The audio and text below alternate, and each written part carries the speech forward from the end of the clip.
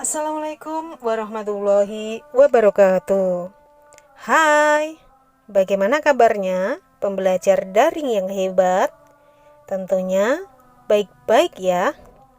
Siswa-siswi kelas 12 SMA Negeri 1 Widodaren.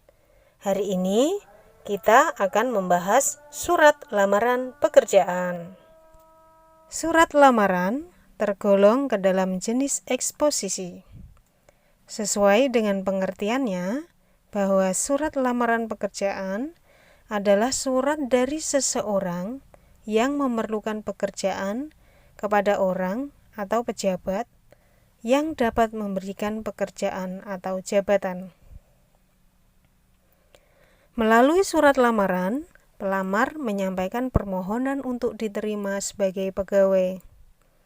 Permohonan ini tentulah harus mengandung tesis, dan tesis harus didukung argumentasi yang kuat agar yang akan menerima pelamar merasa yakin dengan permohonannya. Dilihat dari bagiannya, surat lamaran terdiri atas bagian surat dan riwayat hidup. Kedua bagian ini cukup ditampilkan dalam satu halaman untuk surat dan antara 3 sampai 4 halaman untuk riwayat hidup. Artinya, tampilkan isi riwayat hidup hanya bagian pengalaman yang penting. Masukkan pendidikan formal dan non-formal, pengalaman organisasi dan prestasi yang relevan, serta kemukakan integritas pelamar secara jujur. Bagian surat diawali dengan pernyataan umum yang kita sebut dengan tesis. Pernyataan umum ini berfungsi sebagai informasi terkait dengan pekerjaan yang akan dilamar. Untuk menguatkan pernyataan umum atau tesis, penulis lamaran harus memberikan argumentasi. Untuk contoh, sudah ada di buku kalian semua. Buku paket yang sudah diberikan atau dipinjamkan oleh perpustakaan.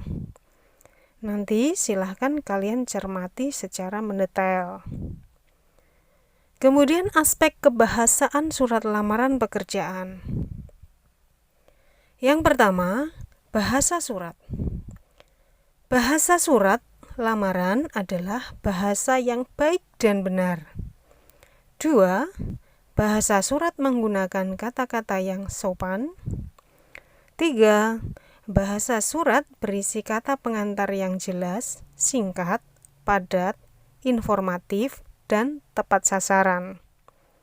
Yang keempat, bahasa surat tampak dari tulisan yang bersih, mudah dibaca, sesuai dengan kaidah ejaan. 5.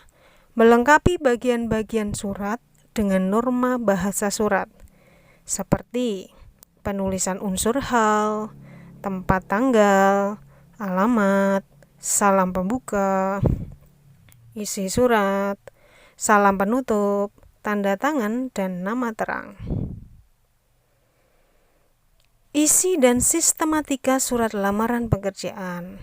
Berdasarkan jenis pembuatannya, surat dapat dikelompokkan ke dalam 2 jenis. Yang pertama, surat lamaran pekerjaan digabungkan dengan riwayat hidup atau kurikulum vitae. 2. Surat lamaran yang dipisahkan dari riwayat hidup. Ini namanya model terpisah. Kalau yang digabungkan tadi namanya model gabungan. Nanti untuk prakteknya kalian boleh memilih dari kedua itu. Berdasarkan surat lamaran pekerjaan di atas, bahwa diketahui isi dari surat lamaran meliputi tempat dan tanggal, alamat, salam pembuka, isi surat, salam penutup, tanda tangan, dan nama terang. Isi surat terdiri atas unsur nama, tempat dan tanggal lahir, pendidikan, alamat, serta beberapa hal yang dilampirkan. Hal-hal penting yang dilampirkan antara lain daftar riwayat hidup, fotokopi ijazah terakhir, fotokopi sertifikat, surat keterangan catatan kepolisian (SKCK), dan pas foto.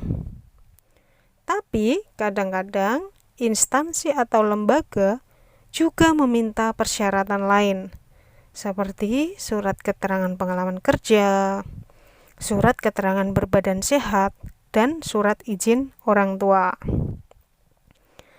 Baiklah, demikian yang saya bahas. Ini berkaitan dengan bab 1 mengenai surat lamaran pekerjaan.